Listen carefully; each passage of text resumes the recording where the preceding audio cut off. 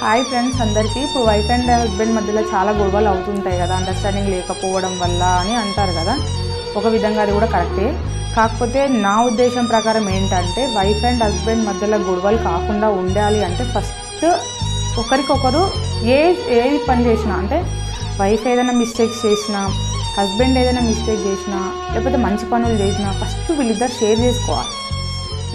ఇప్పుడు హస్బెండ్ వచ్చిన వెంటనే ఆయన ఆఫీస్లో ఎవరికైనా అప్పు ఇచ్చినా, లేకపోతే ఎవరి దగ్గర అప్పు తీసుకొచ్చినా, నేను ఇది తీసుకొచ్చినా, నేను ఇట్లా ఈ వ్యక్తికి నేను డబ్బులు ఇచ్చినా అని చెప్పాలి వైఫ్కి. వైఫ్ కూడా బయట ఎవరితో గొడవ పడ్డా, ఆమె కూడా ఏదైనా ఇలాంటి మంచి పనులు కానీ ఏమైనా గొడవలు పడినా కూడా వచ్చినప్పుడే హస్బెండ్కి చెప్తే కొంచెం కూల్ ఉంటారు. అదే థర్డ్ పర్సన్, మీరు చెప్పకుండా థర్డ్ పర్సన్ వల్ల తెలిసింది అనుకోండి, ఎంత కోపం వస్తుంది. ఆ కోపంలోనే నాకు అరే వాని ముందర నా భార్య గురించి ఇట్లా చెప్పిండు, అరే ఆమె ముందర నా హస్బెండ్ గురించి ఇట్లా చెప్పిండు అని చెప్పి ఇంకా గొడవ పెద్దగా అవుతుంది కదా. అందుకే ఫస్ట్ ఆఫ్ ఆల్ మీరు అందరు ఏం చేయండి అంటే, మీవి ఏ విషయాలు ఉన్నా ఫస్ట్ మీ ఇద్దరు షేర్ చేసుకోండి, ఓకేనా? చెప్పుకోండి, తప్పేం లేదు కదా, అర్థం చేసుకుంటారు. వైఫ్ అయినా అర్థం చేసుకుంటుంది, హస్బెండ్ అయినా అర్థం చేసుకుంటారు.